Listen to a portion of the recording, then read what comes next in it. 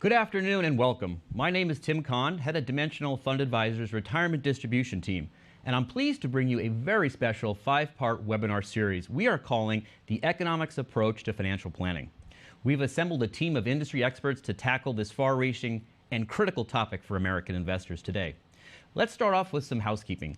Each session is scheduled for 1.5 hours. We aim to complete our comments at the 1-hour mark and provide you 30 minutes for a robust yet optional Q&A session.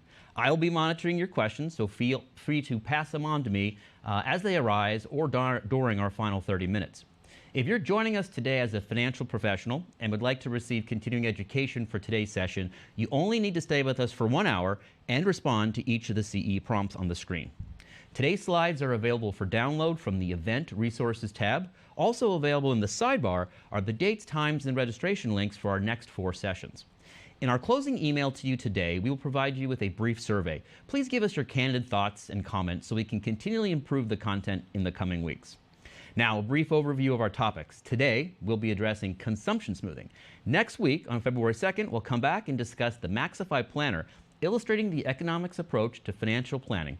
And on February 3rd, we'll address pricing lifestyle decisions, hoping to answer the question, when can I retire?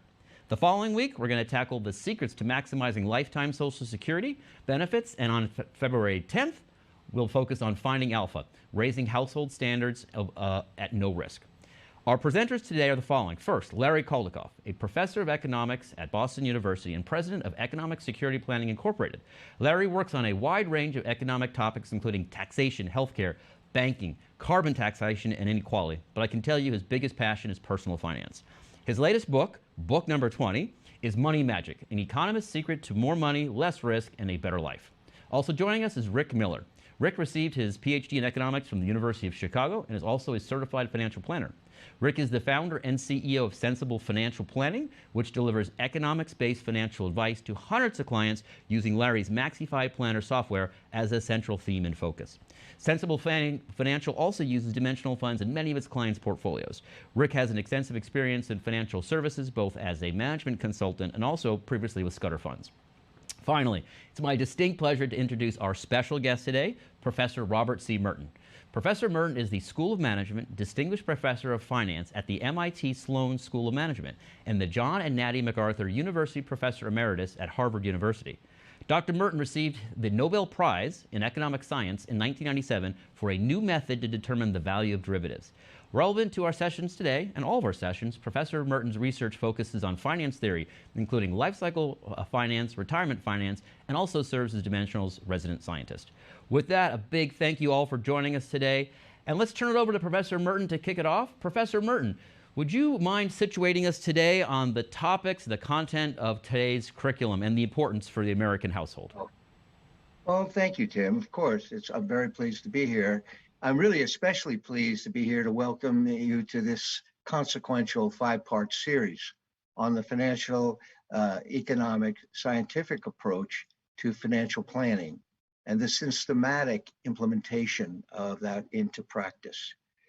I published my first paper on optimal lifetime consumption and portfolio theory in 1969. Okay, a long time ago. So I've been in this for, at least on the science side, for a long time. And so I'm very excited about this series and seeing it brought into practice. As many of you know, Dimensional will soon celebrate its 45th anniversary of its founding with over $700 billion of assets under management, all internally grown in this period.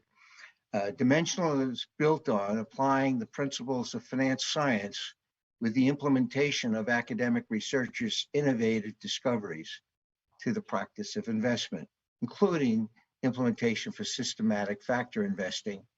Its continuing focus on the financial innovation to improve people's lives and to do things that are new, but just not for their novelty, but because of their potential for impact. It's natural that Dimensional would be the base for this discussion. So this is a great spot. As you all, I think, are aware, finance science over the last half century has had a profound impact on practice and where we are today. If you were to go back to the 1970s even, and look, that's 50 years ago now, you go back and look at what your parents, grandparents had in terms of financial advice, financial planning, financial tools, what they could do, and look at it today, it's a completely different world. And the science that has contributed to that, I'll just mention a few, the benefits of diversification. That's a household favor now. If you go in and you have a 401k, they automatically say to you, of course you want global diversification. 1970s, that was first introduced at the TIA insurance company. No one did it, and so forth. So I'm not going to run you on a history thing, but I think it's important that you see that. The other to point out is to understand that it's the risk of the portfolio that really matters to you, not the risk of the individual components. Oh, this one went up, this one went down. That's not what matters in investing. It's the portfolio. And that manifests itself in the dramatic change in how individuals, households invest in the stock market. It used to be predominantly in individual stocks. Today, it's mutual funds or ETFs, and that's a good thing because it starts people out with a low cost relative to their own trading and decently diversified position to start with, rather than trying to pick individual stocks, which is very costly. I think the idea of efficient markets, or that really not efficient, we're not going to get into debate how efficient, but that markets process information very quickly and very thoroughly, and that the aggregation of institutional investors from around the world with an integrated financial system means the quality of that information in market prices is high. And what does that have as an implication? One, that you can sort of trust those prices. Doesn't mean you have to agree with them, but you trust them. And secondly, it also tells you it's probably going to be pretty tough for you to be able to beat the market or time the market, getting in and out and so forth. And that principle, both the empirical work as well as the theory, has had a very important effect. Lowering costs. We've seen both transaction costs and management fees come down dramatically over this time. And so lots good has happened, but there's a lot more to do, which is good. And the area that we're going to be talking about in this sessions, these 5 sessions on financial planning, economic science has also had much to say about that. The life cycle hypothesis, the idea that really people in general prefer a stable standard of living rather than one that bounces around year to year depending on what happens, up and down flows and so forth.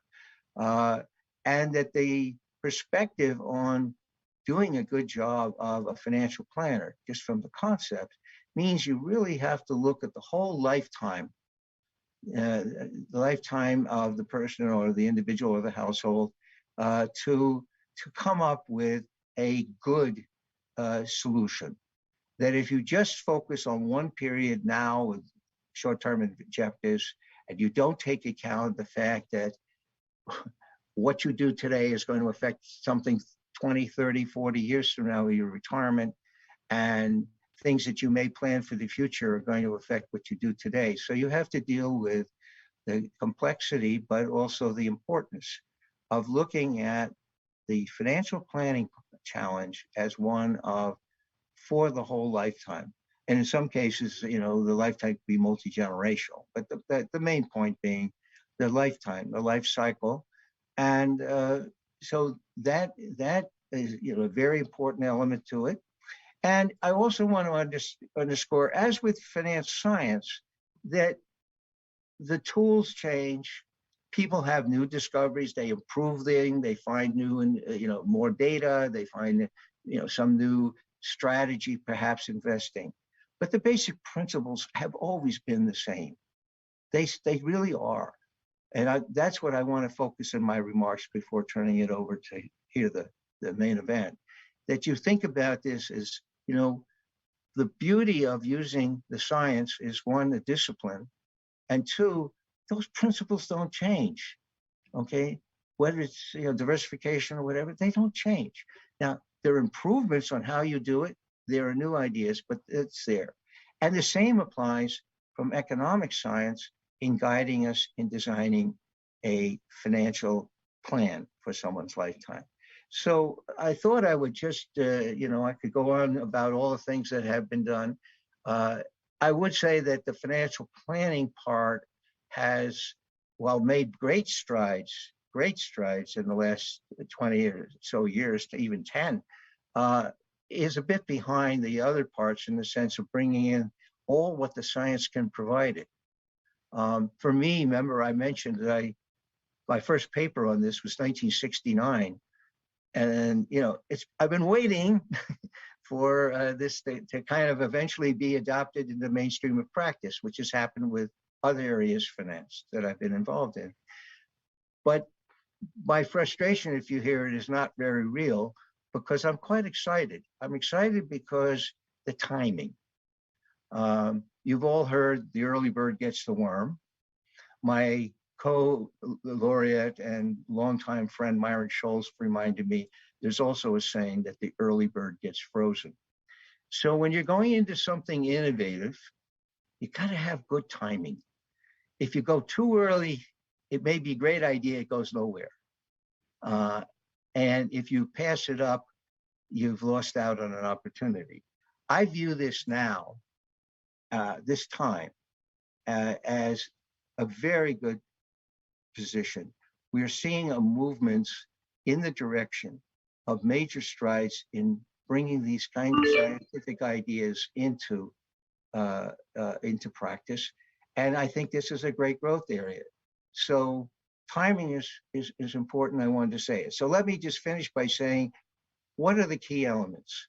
Well, the big message from economics is that people really want a standard of living for their lifetime. That their goal, the ultimate goal of all this financial planning is not how much wealth you acquire or what you invest in. The ultimate goal is to have a standard of living, and ideally a higher one. Standard of living is always measured by a flow, a spending flow. You ask yourself, what would it take me to live in Boston, Massachusetts, like Larry? He doesn't live there, but that's okay. This is hypothetical. And I would not say to you, you need $2,368,550 in your bank account to do that. I'd probably say you have to be making a certain amount, to live in that lifestyle. Jane Austen, hundreds of years ago, when she talked about Mr. Darcy, she didn't describe his economic condition that he was worth 200,000 pounds. She said he was worth 10,000 a year. We all understand, whatever our education, spending flows. We have to. We wouldn't be able to economically survive every day. We make those decisions. So I emphasize to you as we go into these sessions, because right now, the focus typically within finance and financial planning, well, they look at those things, they always measure things like the risk and the returns and everything else in units of wealth. And wealth is not a sufficient number to know your standard of living. Let me just remind you, if you had $1 million 15 years ago and you put it in the 10-year treasury, that would be $50,000 a year spending you could have. If a year and a half ago you put it in treasuries, you get $6,000 a year. If you did it today, same 10-year treasury, same $1 million, you get $18,000. My point here is that wealth is neither necessarily sufficient to address the problem. So any good system should be focused on the ultimate goal. That's the first point. And that goal is a spending limit, spending flow, a permanent sustainable spending that we all can relate to. If that's the case, then what's risk? The real risk that you want to be thinking about in these plans is not the risk of the value of your portfolio. Interest rates go up, they go down, but the income flow or the spend flow that you could sustain remains the same if you have the right instrument, okay? What really matters is the volatility or in the standard of living. And so that's another element that needs to be brought in, which is not fully done there. By the way, in the matter of opportunity, I would just mention those familiar with the Retirement Secure Act of 2019 retirement regulations are coming in that may help that transition move along. But that's where we're going, and that's an important part. Okay, then including the next thing I want to mention is the solution has to be integrated. It cannot be, oh, I'll buy a piece here and a piece here, and I'll buy this. Oh, this is a great fund, or this is a great thing to do. If you think of a symphony orchestra, you may have absolutely wonderful individual musicians, the violins, the trumpet, but you can get a real mess unless they are organized in an integrated, systematic way to produce the symphony. And just so with financial planning, the idea that you can do bits and pieces and then it'll just work just is not true. So you want to find that integration. Now that integration and looking back of it and forward in times and taking account of that, it's very complicated technically, extremely complicated technically. Look at my paper. I used stochastic dynamic programming 50 years ago to do this. And that's not something that most people either want to be involved with or really frankly could be involved with. But that's not what the consumer, the household, the individual needs. What the consumer, the household, the individual needs from a good financial plan or planet is for information that gives them the way to make good decisions. So if you present the information the way people understand it, that's how you do it. Well, I've run on here, but one other thing I'll mention that's not financial, which is a systematic scientific approach, and that's what Dimensional has been doing for 4 decades, has another nice feature. You know the principles are right. They may have the numbers wrong, but the principles are right. And that helps you have peace of mind. And it also keeps you from making really big mistakes. When you're one time you have one strategy and then someone else says, here's a better strategy, and then someone else changes that, particularly in times of crisis, times when markets and so forth aren't doing what we wish they would. There's a tendency with nothing to anchor yourself. First of all, you lose a lot of sleep. And secondly, you make bad decisions. You get in or get out or do other things because you have no anchor as to where it is. If you know you have a systematic approach that will hold up year in and year out as an approach, then it makes it much easier psychologically and for your emotions. So well-being, I think, is also helped here. So with that, the peace of mind, the sense of opportunity, I'll turn it over now to Larry and Rick to give you the first introduction or into what they've done to implement this. And I'm very excited to hear it. Well, thank you so much, Bob. We're delighted and honored to be hosted by Dimensional Fund Advisors to present the economics approach to financial planning. In many ways, this is Bob Merton is the father of financial planning, so it's a great thrill to be introduced by you, Bob, for both of us. Because what we tried to do with Maxify in terms of providing a tool that public could use and that financial planners could use with the public was to try and really follow your lead, your scientific work in focusing on all the things you mentioned: consumption, living standard, consumption smoothing, maintaining a living standard, trying to raise the living standard safely, worrying about the risks of the living standard, and also doing something else, which we'll talk about, which is pricing decisions in terms of your living standard. So you have an understanding of what buying a trip around the world really will cost you, or getting divorced, or buying a bigger house, or retiring early, all those things. But let me turn to the first slide. And Rick is going to jump in here and there and cover some of the slides himself. I'm delighted to be presenting this with Rick. Rick and I are now long-term buddies.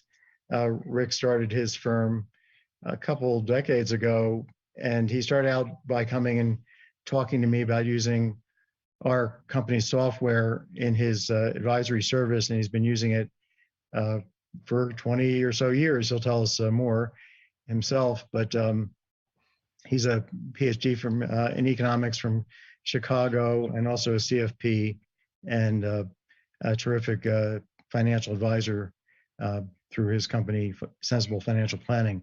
So this is just let me just ask Tim to move us to the slide.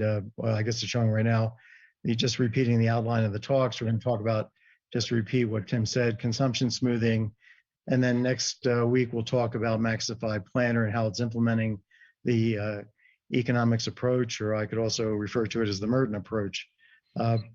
Pricing lifestyle decisions, that'll be the third talk. Rick will take the lead in that one. We're going to provide the example of deciding when to retire and making that decision in terms of what it means to your living standard. If I retire 3 years earlier or 5 years earlier, how much does that cost me in terms of my ability to consume on an ongoing basis, not just myself, but every member of my family while they're in the household? Is there going to be a 5% hit, a 20% hit, a 30% hit? I need to know this before I make that decision about when to retire, because retirement might be a decision really it's a decision to take the longest vacation of your life, and that may be and that's a big decision. Then we're going to talk about in the fourth lecture, the secrets of maximizing your lifetime Social Security benefits. For most American households, I would say 95%, Social Security is either the largest or second largest financial asset. It's hard to think of it as a financial asset because you can't kind of, you're not like buying bonds and stocks inside your Social Security account, but you can manipulate this financial asset in terms of deciding when to take which particular benefits and knowing about those benefits. So there's a number of tricks that you can follow, which we'll talk about. They can make an enormous difference to safely raising your living standard. And then that brings me to the fifth topic, which is finding alpha, which is part of what the economic approach is, which is if you can grab fruit from a low-hanging fruit with no risk, if you can raise your living standard without any risk, you want to definitely do that. And economics can help identify where the low-hanging fruit is. And that's certainly what we're going to be doing in talking to you about through this 5-part series. The next slide tells us that the kind of fundamentals of economics-based planning. It's smoothing your living standard. That means having a smooth living standard through your lifetime, not living on cat food when you're 90, in short.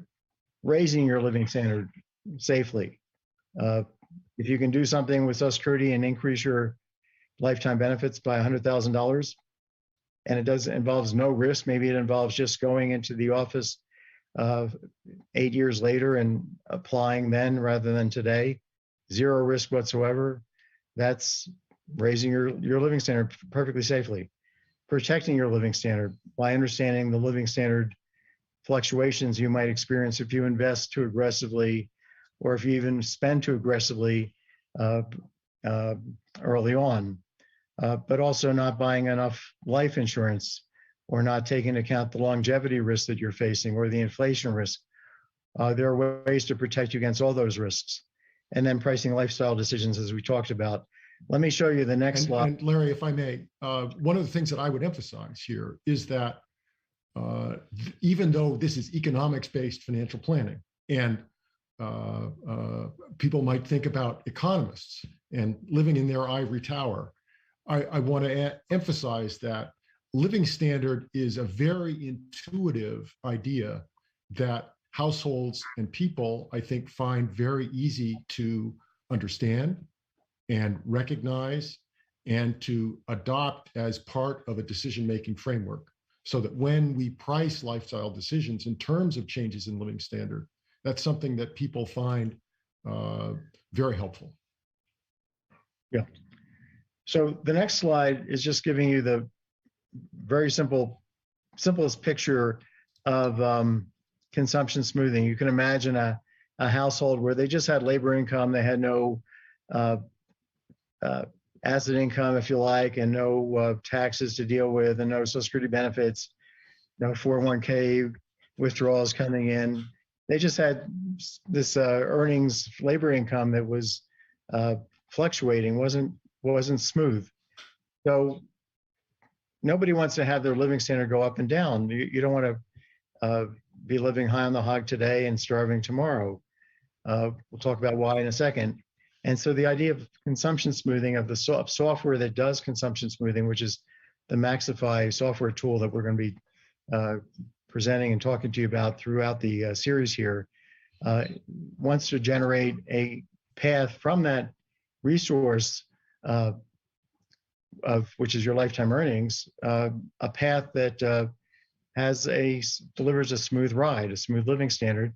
And this is a picture of an absolutely smooth living standard. Now, not everybody wants to have a perfectly smooth living standard. They may decide that later in life, in their 80s, they want to gradually reduce their living standard because they're not sure they're going to make it to their maximum age of life, which economics says you have to plan for the simple reason that you might live that long.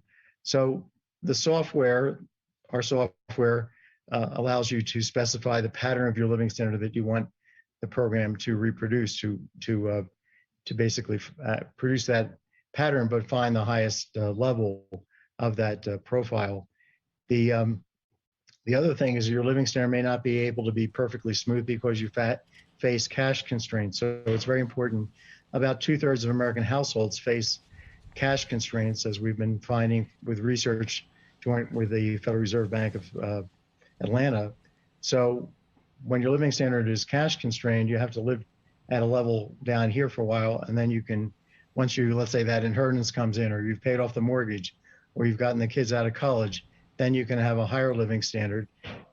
So you may have, a typical household might have many really sub problems of saving and spending, consumption smoothing over their lifetime. They may have to figure out what to do over 3 or 4 different intervals. And that's why you need highly sophisticated software under the hood, but software you can verify by just looking at the results. It's kind of like, I make the analogy with a Porsche. I don't know anything about how a Porsche is designed and how it works, how it's engineered, but I know if I sit in a Porsche and step on the gas pedal, I know it's a Porsche. I know it's not a Toyota.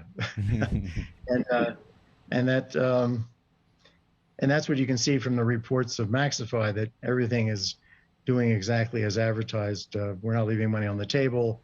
Living standards smooth, except when there are cash flow problems, and you can see exactly where they show up. Rick, did you have something to add to this? No, I think we should. We have a lot of ground to cover, Larry. Okay. So I think we need to step along. Let's do that. Tim, the next slide, please. Let's do it. All right. And if I could just jump in, Larry and Rick, for all the audience, we have over 1,000 folks, and we have a lot of questions. So we are not going to be able, we are seeing your questions. The team is trying to answer as many as we can. A very common one that's starting is a lot of folks cannot see or will not be able to attend all 5. We're going to do our best to make these recordings available. They do have to go through legal compliance and editing, so they won't be available real time, so that will take some time. And then I know we're going to move on, but I got 5 questions around living standard and is there a problem with the standard 3 or 4% withdrawal rate? So maybe as we move into the next slide, you can think about that question. We got multiple questions on that from the audience today. Okay, Tim, I think that in terms of the standard withdrawal rate, that's something that we can talk about later on. We have a slide on sort of conventional approaches to investing, and I think that might be a good point to take that question. Perfect. So I'll just proceed real quickly, and Rick, just jump in whenever you need to add something, okay? So living standard, just to be clear, it's spending, discretionary spending per household member. There's fixed spending, but we're thinking about like on taxes and on paying your mortgage and paying your alimony and paying your college tuition that you actually just have to do. But the living standard we're thinking about is all the other money, which we call discretionary spending, divided by the number of household members, but with corrections for the fact that kids are cheaper to sustain a living standard, and also that there's economies of shared living. Two can live more cheaply than one. And everybody is trying to have to maintain a living standard, not have these ups and downs. And the other key thing I want to get across is that if you look at all the work in finance, and it's being done by thousands of economists over really 100 years now, going back to the work of Irving Fisher, consumption smoothing is at the heart, not just of the saving and spending decision, but of all the economics of insurance, all the economics of portfolio choice. It's one core fundamental concept, and it goes to physiology. Let's go to the next slide. So where's all this coming from? So what I want to say that consumption smoothing has to obey two fundamental constraints: the cash flow constraint I mentioned, but also that you can't spend more than your lifetime resources. So there's a lifetime budget underneath it.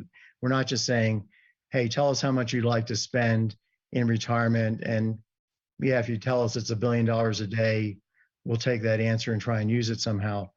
No, that's not the economics approach. We start with your resources and figure out what you can spend on a sustainable basis, not some wish list that's not affordable. Let's go to the next slide, Tim. So consumption smoothing, we all do it. And this is a picture of a squirrel who's got a walnut, and squirrels accumulate in the spring and the summer nuts in order to store them and eat them in the winter when they can't go out and forage for food. So it's all due to the next. Let's talk about the next slide. Look at the next slide.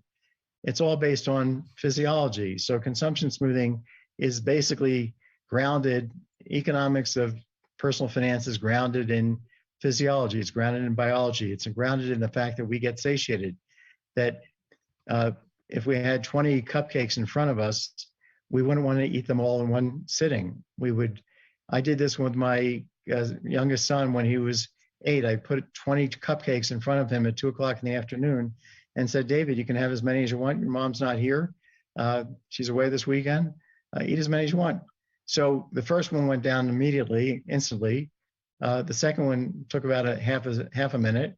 The third one, it was going slowly. On the fourth one, I said, David, you can have as many as you want. Mom's not here. He said, let's save the rest, Dad, let's save the rest for tomorrow.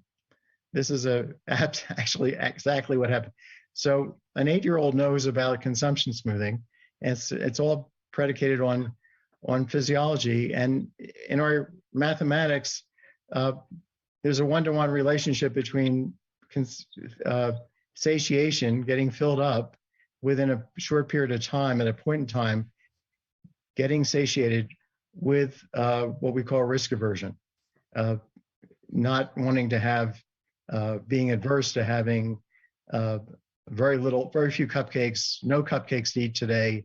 You're much more concerned about the downside of not having any cupcakes, because that hurts you a lot more than having a lot more cupcakes to eat helps you. So let's go to the next slide. And yeah, Bob mentioned all the interactions. Clearly, how much you can spend through time depends on what taxes you're going to have to pay, but what taxes you're going to end up paying through time depends on how much you're spending and how much assets you're accumulating, what your asset income is, and therefore what your taxable asset income is. So there's this interconnection also between spending and insurance, chicken and egg problem. How much insurance do I need? Well, it's to maintain the living standard, the spending per person in my household, but how much that can be depends on how much I'm going to have to pay in insurance premiums. So Maxify is solving this simultaneity problem, is the term we use in economics, that these things have to be solved simultaneously by iterative back and forth guessing, coming up with new solutions, updating the guesses to get to a solution that's perfectly consistent and correct. And it can do it now in a half a second, thanks to all the advances in technology.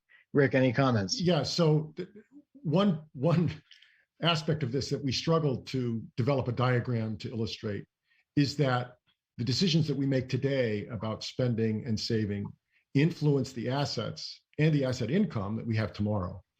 So today's decisions affect tomorrow's opportunities. And by definition, that makes financial planning a dynamic programming problem. As Professor Merton said, a stochastic dynamic programming problem, which means it's a problem that involves uncertainty as well as planning over time. And that requires a great deal of analytical care, and it requires considering the whole lifetime and starting at the end and working back. And so I think what I would like to have to illustrate this is imagine a sequence of diagrams like this one for each year. And last year's ending assets influence this year's beginning assets and this year's income, and so forth. So each year we have to make decisions that support lifetime consumption smoothing. And those decisions are about everything, Larry, that you indicated. How much you're going to spend, how much you're going to save, the tax implications of that, and so forth. Right. So let's go to the, and I'll just add the comment about the kind of working from the end backwards. Since you don't know where you're going to end up when things are uncertain, you have to kind of formulate a plan for what you'll do if you end up here versus if you end up there. So that's why we have to start with a plan that's at the very end and use that plan to figure out for the last year of life, to figure out what we're going to do if we make it to the next to the last year, and use that to figure out what to do if we make it to the next. And this was developed by Blackwell's a famous mathematician in the 1950s. It's used actually to adjust the trajectories of rockets when they're heading to the moon. So really underlying our software and lots of economic research in many, many different fields is rocket science. It's very much the same. Engineers use this, rocket science uses it. We all are using a common methodology. Let's go to the next slide, Tim, which is. I think we missed, we need to, there we go. Yeah, okay. Okay, so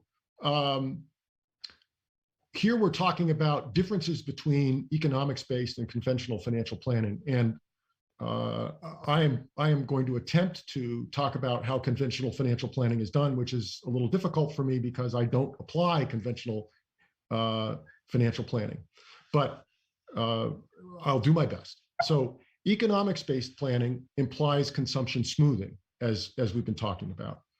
Conventional planning has no formal view on consumption smoothing. It's not attempting to optimize or optimize means to find the best overall solution. It's not attempting to do that. Rather, it assumes a spending pattern which may, but probably doesn't, smooth consumption. And it has difficulty, especially when children leave home and when a transition occurs between working life and retirement. And when conventional planning is attempting to solve that problem, it doesn't know what the numbers ought to be, what the spending levels ought to be during working life and during retirement. And so typically it asks the individual to specify how much they want to spend in retirement. In effect, conventional planning asks the individual to solve that dynamic programming problem, which I think, as Professor Merton suggested at the beginning, is really a professional responsibility. So solving the economics-based financial planning problem requires the dynamic programming algorithm that Larry mentioned. And then it solves for that smooth, sustainable consumption. Conventional planning specifies a spending pattern and solves for an asset allocation yielding a high enough probability that assets aren't exhausted, whereas the economics approach or the economics-based approach identifies a smooth pattern that is possible, taking no investment risk, and then looks at the risks to that spending level depending upon what the asset allocation is. And so it allows the advisor to talk to their clients about the risks to their spending level that are associated with different portfolios, instead of just asking them to make decisions about asset allocation based on the impact on assets, which, as again, Professor Merton suggested, is not really what the individual is either interested in and it's a very difficult translation to make. Yeah. Okay. Oh, go ahead, Larry.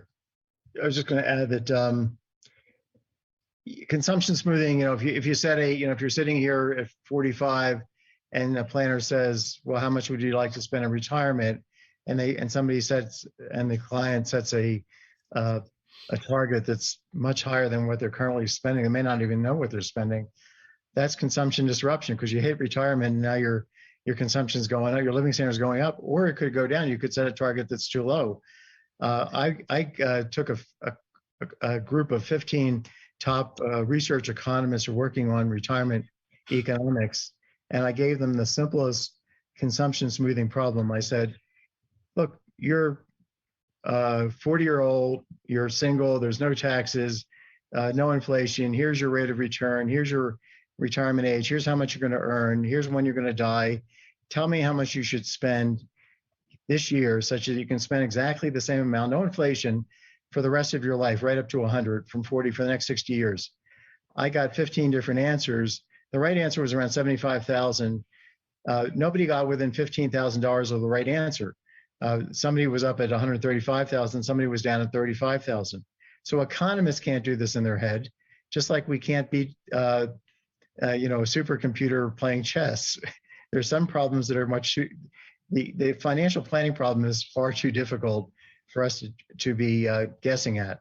And so that's why, I started 29 years ago developing the software, because I could see from my research that this thing was a very complicated problem, and that that it was just the solution was miles different from what was being delivered by conventional planning, and just dealing with the cash flow constraints.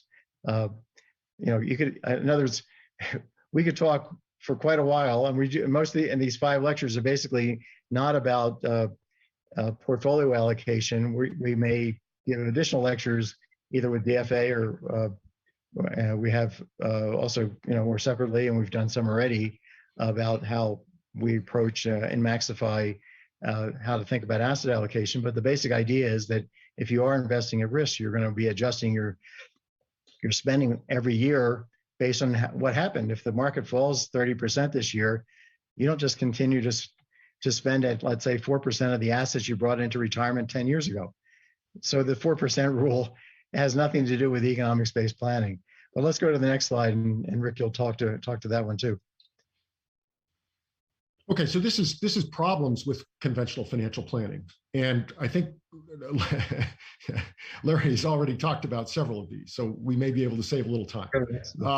So we talked about consumption disruption. We talked about okay. So the next one. I'm sorry, Tim. There we go. Thank you.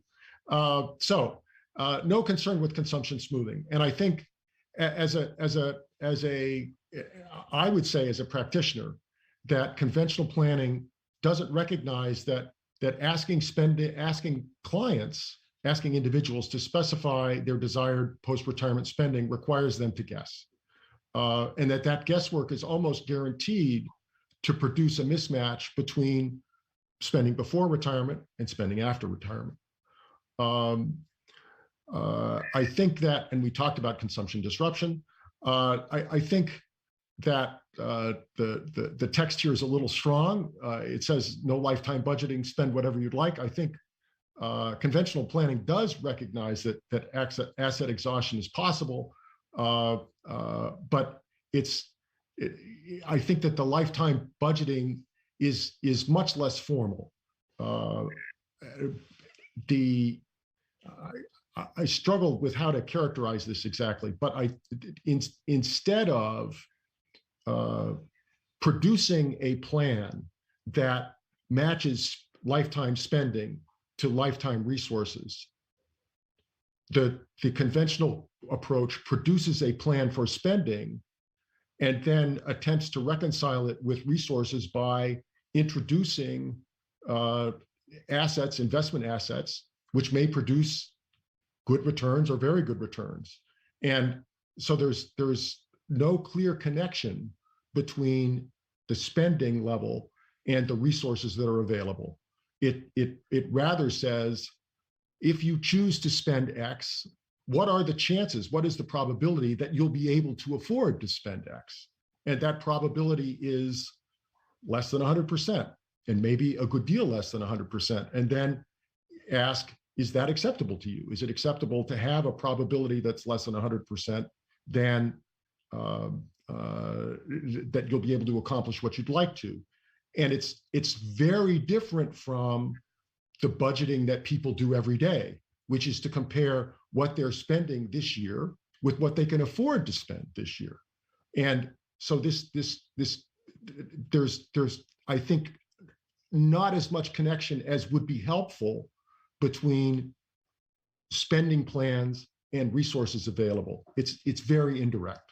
So let me say it a slightly different way. You know, if you think about being given a plan where there's a 3% chance of failure, it's really a 3% chance of having no resources. It's really a 3% chance of starving. Well, that's not quite right? Because most of these people have Social Security benefits, right? So, and substantial Social Security benefits. So in many cases, they won't starve, but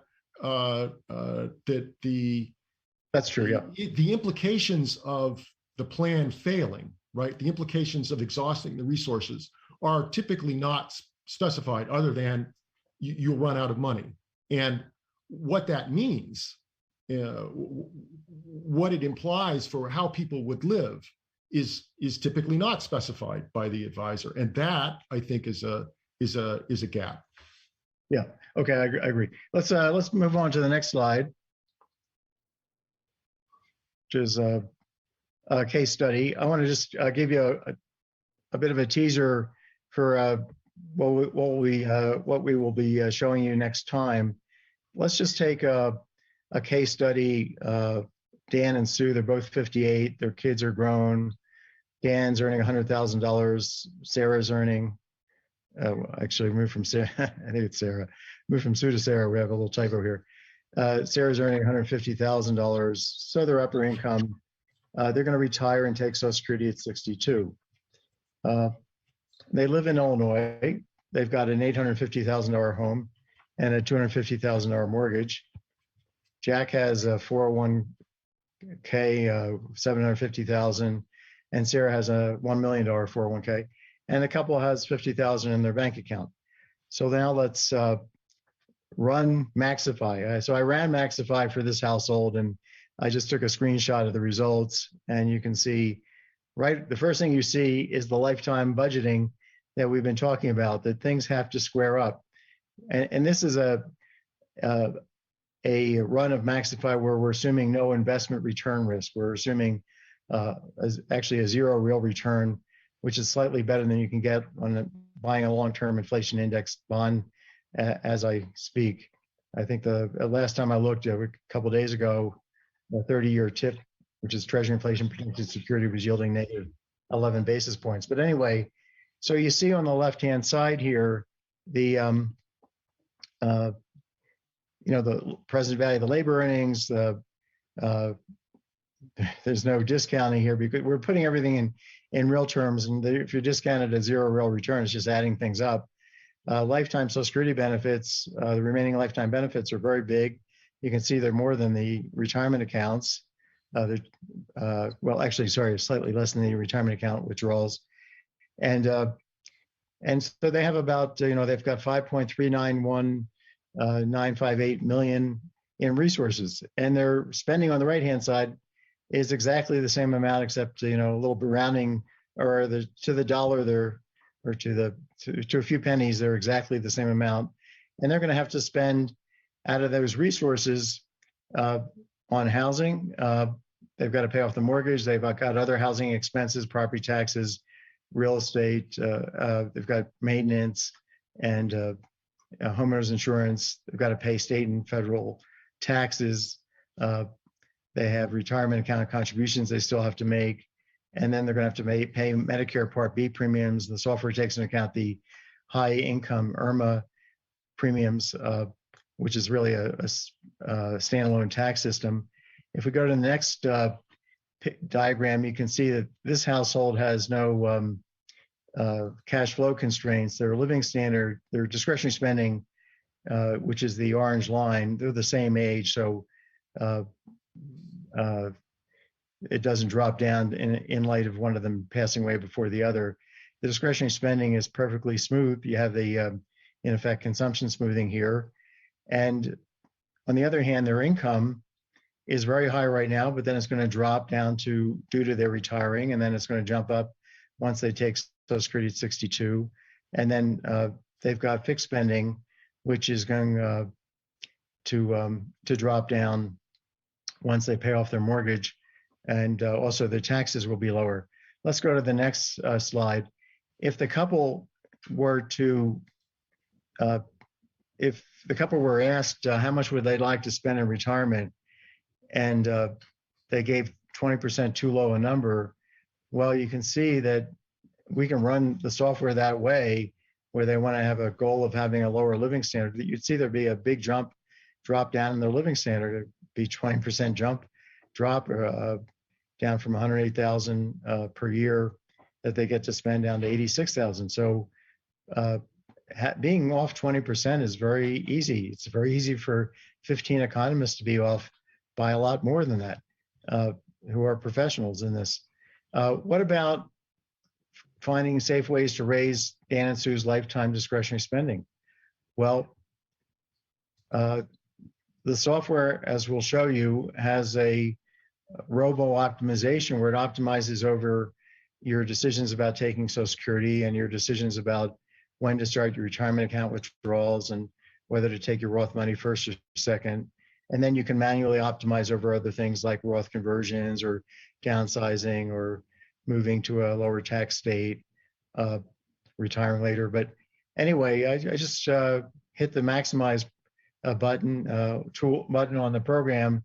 About a second later, it came back and showed that the program made the couple $709,000 in lifetime additional spending. It's tax-free. They get to spend, if they follow these perfectly safe guidelines of what the program is suggesting, they get to spend $709,000 more.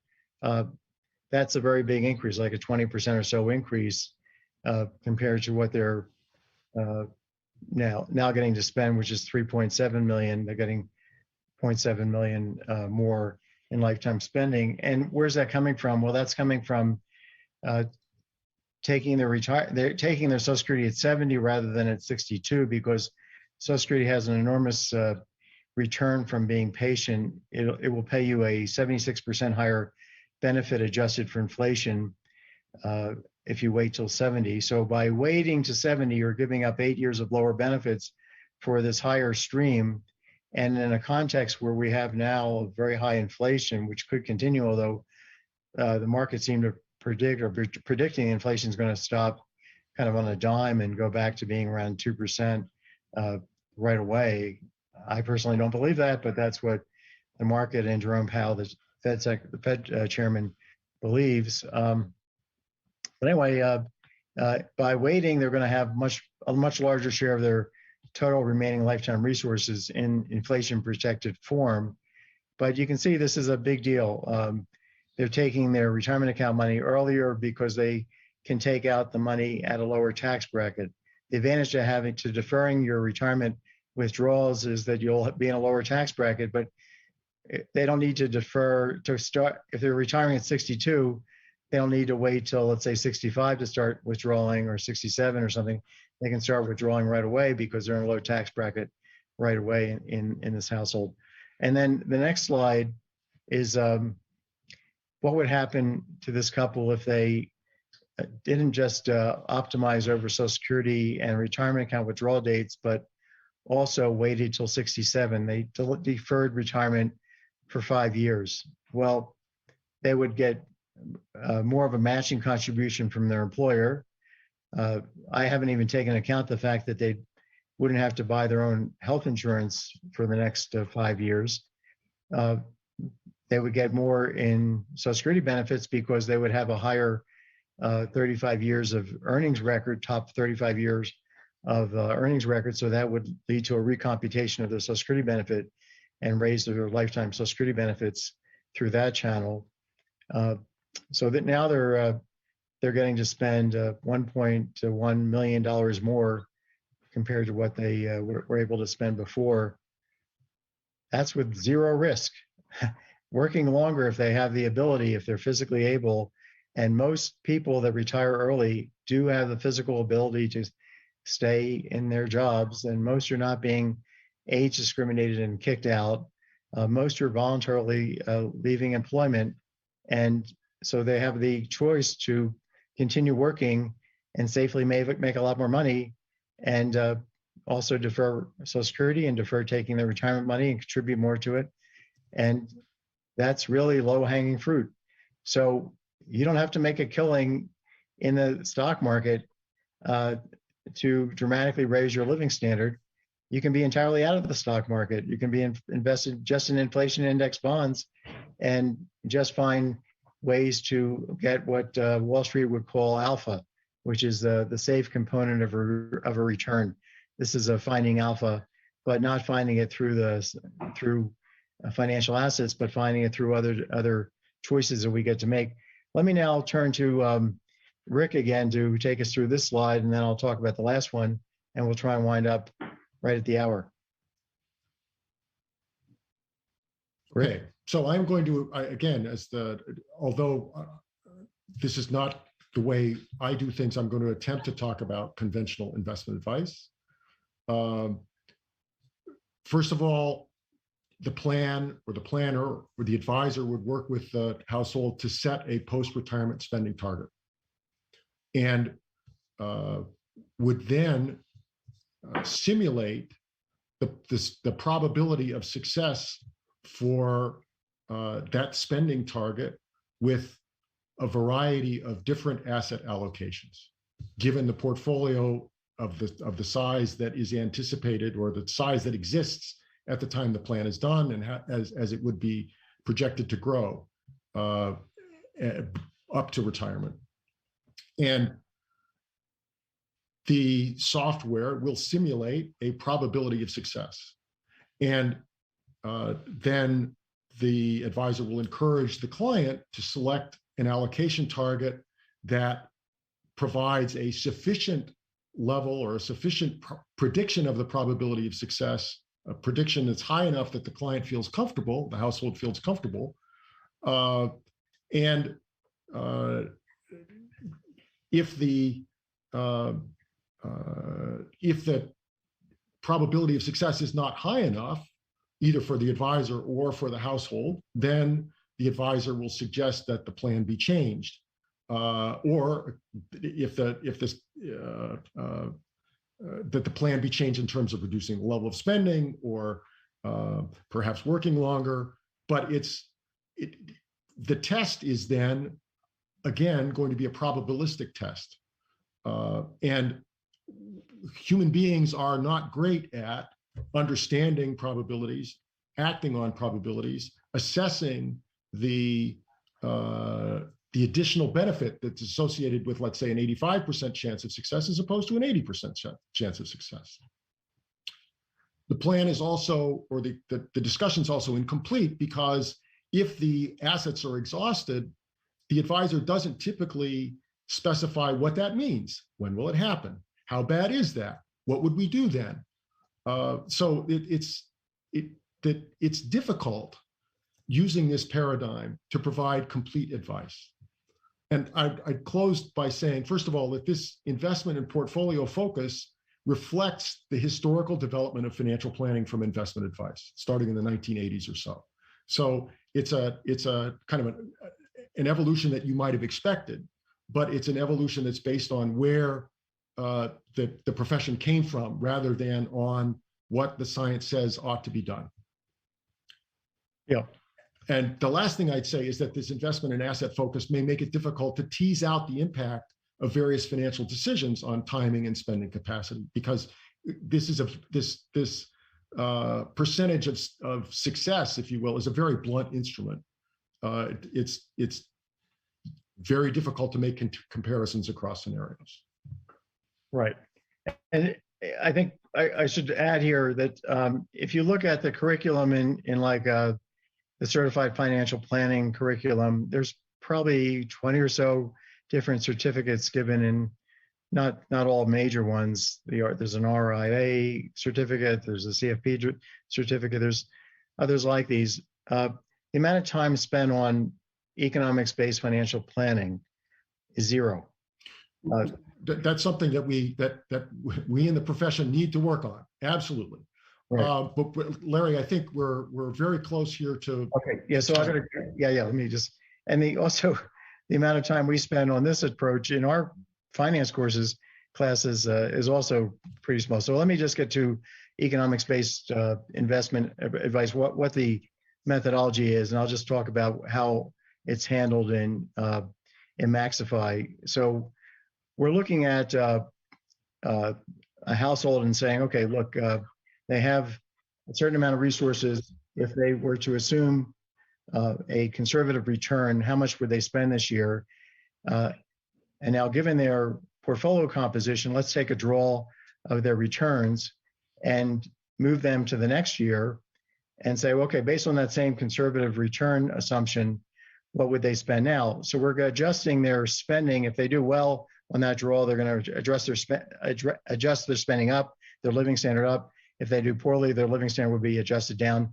So we do this, let's say they're 40. We're going to take a draw right up through draws up through age 100 and get a trajectory of their living standard. And then we're going to go back to when they're 40 and start all over again and get another trajectory. We're going to get 500 of these trajectories and then show them that set of outcomes, the good and bad outcomes to their living standard, taking into account the fact that they're going to adjust all the time with the idea of maintaining a living standard from that point into the future at a reasonable level on a smooth basis.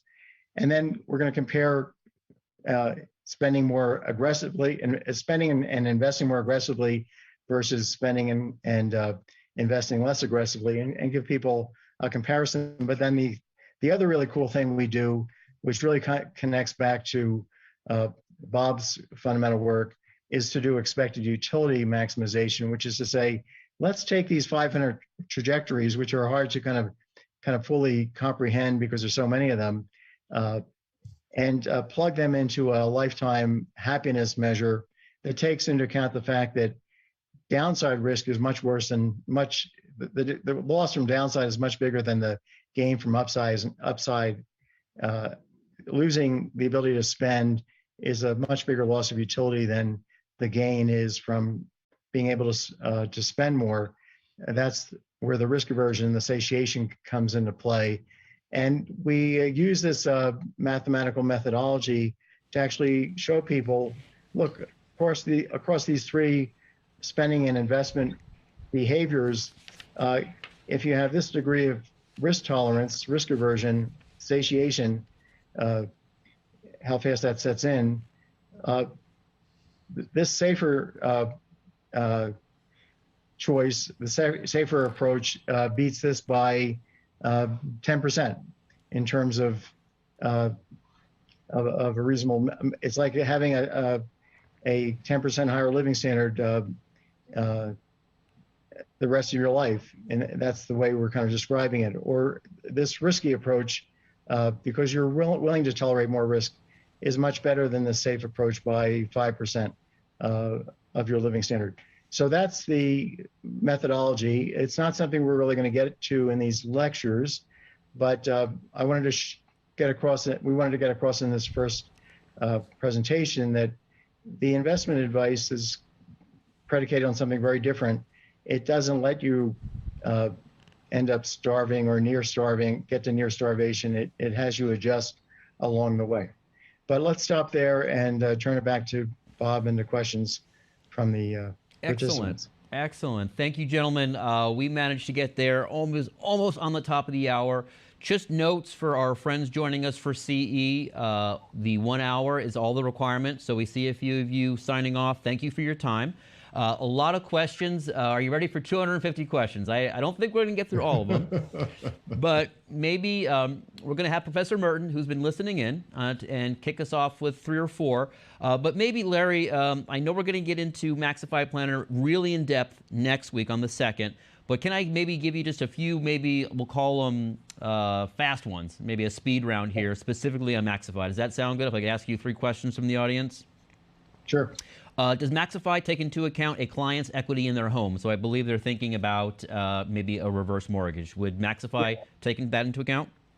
Yes. Does Maxify take into account of consumption, long-term care costs and insurance in its consumption smoothing model output?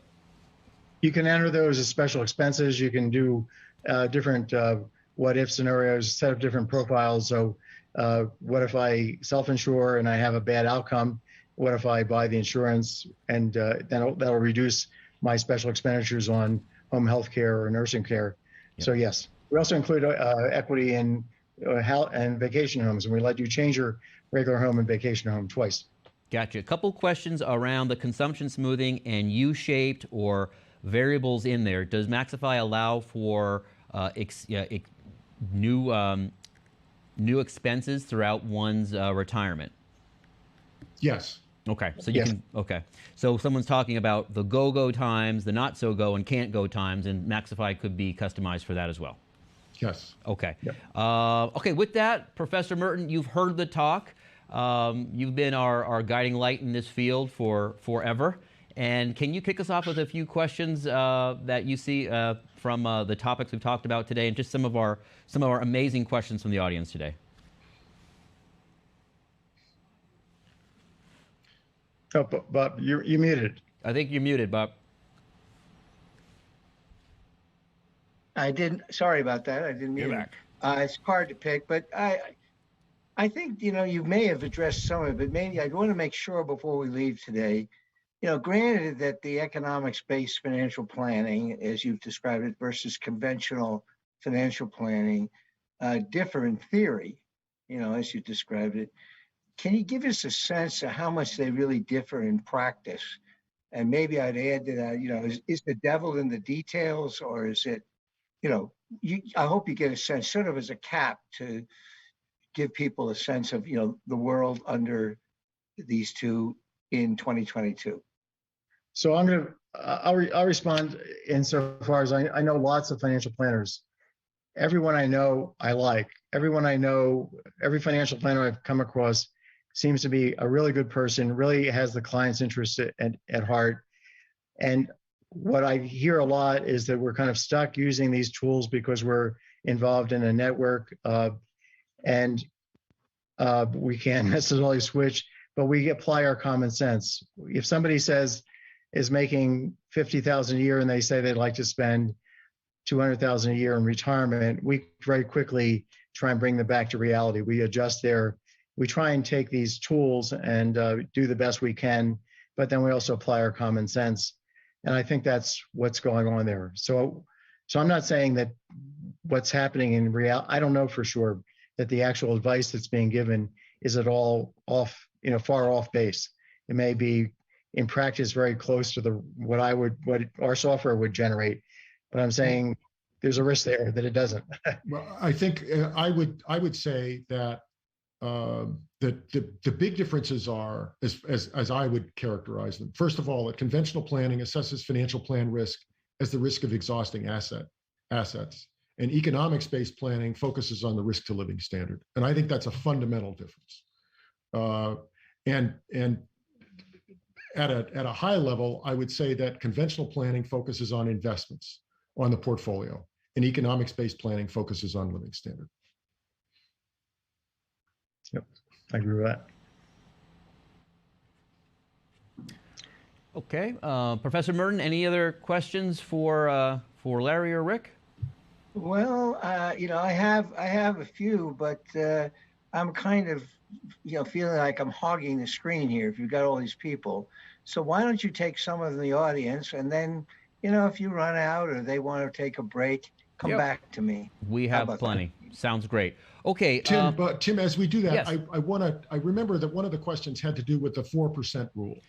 And I don't think we addressed that directly in the discussion. Yeah, we had So- about 5 people asking specifically around the old 4% rule. Is there a problem with the 4% rule? Is the 4% rule dynamic? And something around, do you use the 4% rule in consumption smoothing? So that was Right. paraphrasing Okay. about 5 comments on that. Fine. So I'd like to talk about the 4% rule just for a second.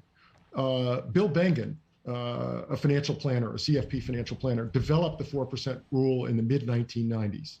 And at that time, advisors were making planning projections using expected rates of return, and they didn't recognize at all the impact of investment return uncertainty.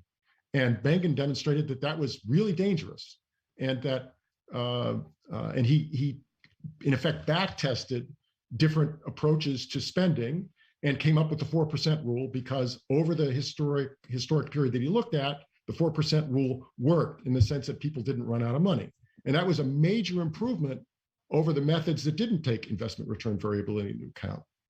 But the reason that we do not use the 4% rule is that it is not dynamic, and it doesn't account for households' abilities to adapt to changes in their circumstances by changing spending as a response to realized investment performance. And so it's very rigid, and it doesn't recognize that households can adapt. Yeah, in general, I looked at Bob's continuous time finance paper in trying to think about our investment analysis, and the thing that I was looking for was the formula for consumption, and when in the context of risk, and the fact that if you are more risk averse, that you're going to consume less.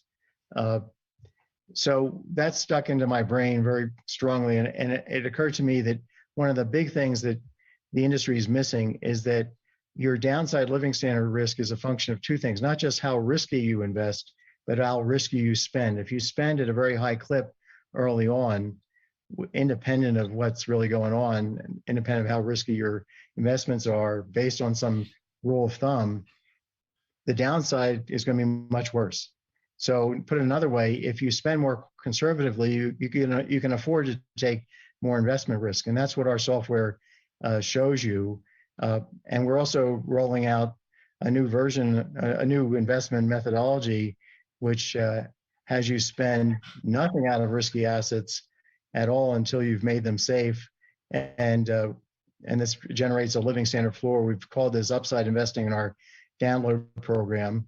We'll probably call it living standard flooring. But the idea is, if you're really quite concerned about your basic living standard declining below some level, treat your risky assets as lost until they're found, as money in the casino. Put them in there, add to them if you want, figure out a living standard based on just investing safely, let's say inflation index bonds, maybe nothing else. And that's your living standard floor. And then maybe at some age 60, you start gradually taking out the money. And as you take it out, depending on how well it's done, you'll be able to raise that floor. And that's what we will be showing in this new thing we're rolling out in a couple of weeks, this upside to your living standard, just upside risk rather than downside risk relative to that floor that you've chosen. Another broad question here. Do you recommend buying an annuity to smooth out spending when leaving a 401k? That might be very specific, but in general, thoughts on annuities, Larry or Rick? Well, I think annuities are a great way to hedge longevity risk. You can certainly try and do that with your family members too. I wrote a paper like in 1979 called "The Family is an Incomplete Annuities Market," and that might be, given that there's inflation and given that you can't buy inflation indexed annuities, you have to be quite careful about annuities. Also, you want to be careful about what insurance company you're going to be buying it from. You may want to diversify, make sure that insurance company or that set of insurance companies will be around when you are, if you live to 100, if you're 60. But one thing I talk about in this new book, Money Magic, is that one way you can kind of roll your own inflation indexed annuity, because nobody's marketing these anymore. The principal life insurance company used to do this, but they stopped a couple of years ago, is to take out a bigger mortgage on your house, use that to buy the annuity, Now, if inflation it continues to be high, it's going to erode the real value of your annuity, which is a nominal payoff, but it will also erode the real value of the mortgage payments that you have to make. So you have a natural hedge there. Bob may have a different, idea on this, but that's my thought, that we have to be very concerned about the inflation risk in buying annuities. But otherwise, I love them. Otherwise, when I bought an annuity, let me just give you a little anecdote I talk about in the book. When my mom was 88, I realized that she could make it to 100.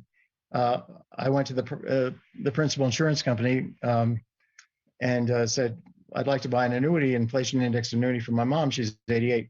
So we don't sell it to people this old.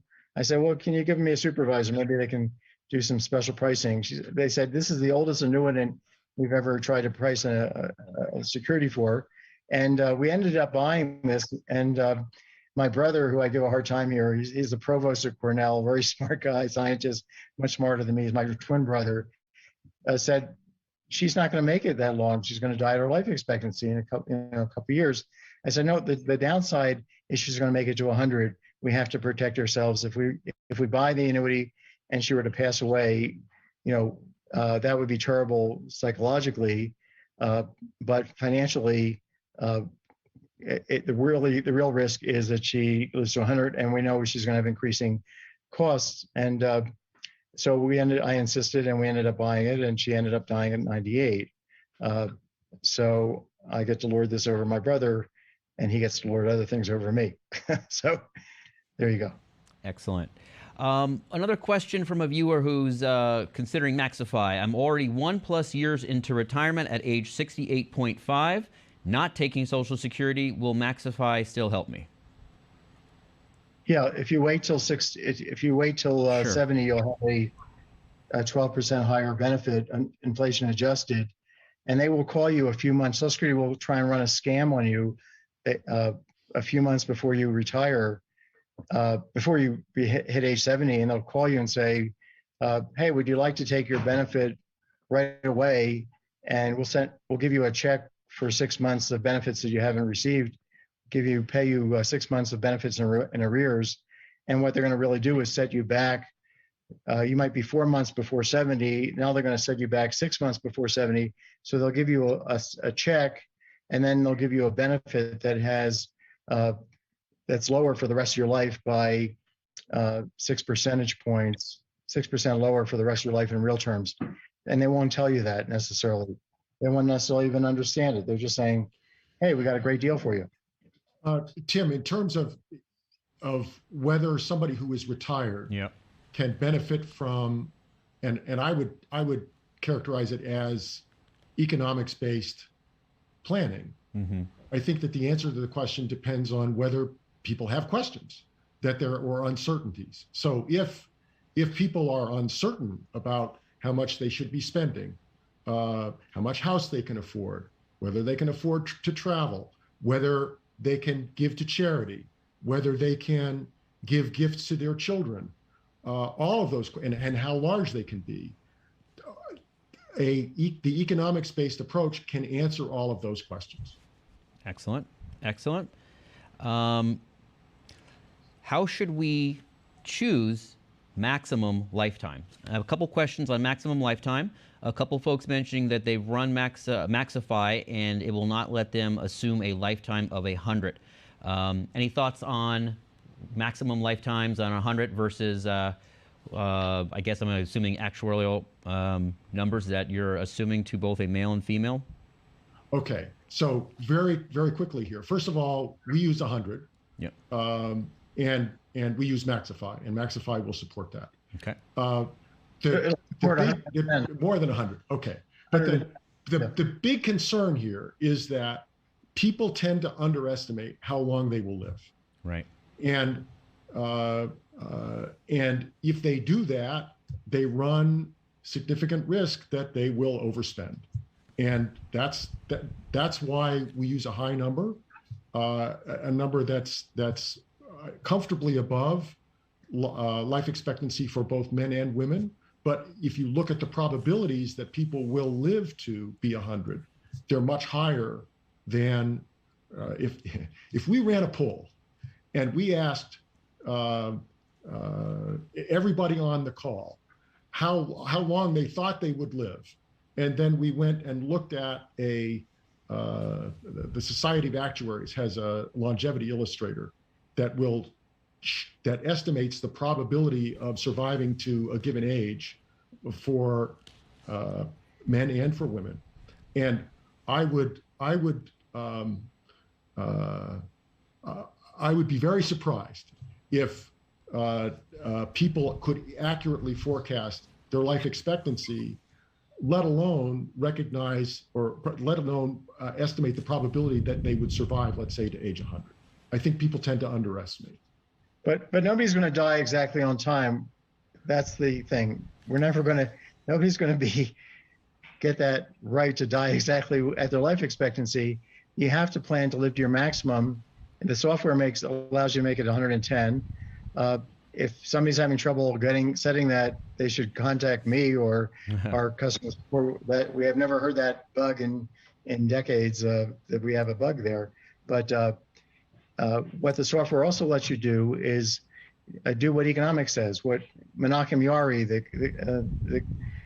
the seminal contributor on this subject, wrote in his paper in 1965 on showing the connection between annuity insurance and longevity insurance and life insurance, that they're opposite sides of the coin.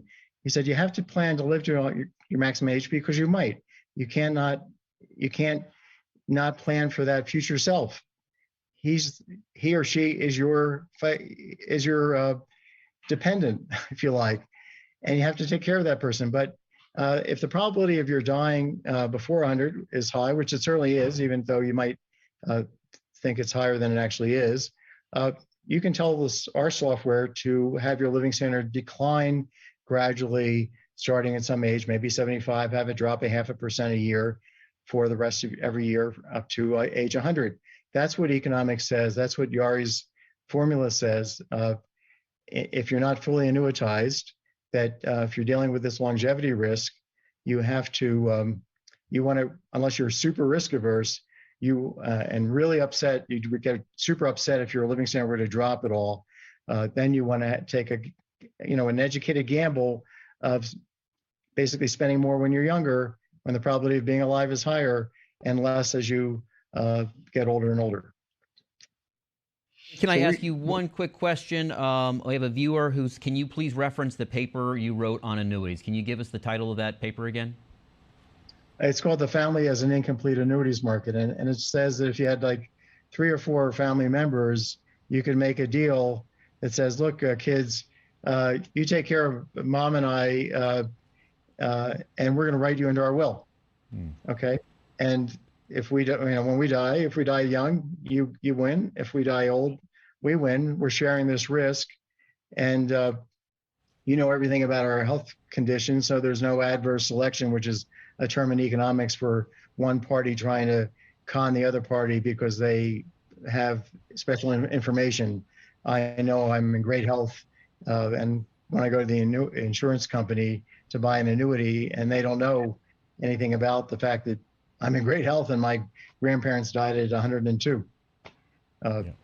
So the family can be an insurance mechanism, and we should be thinking about that. And even when it comes to reverse mortgages, if we're not happy with the deal we can get in the market, we might want to think about a sale leaseback of our house to our kids.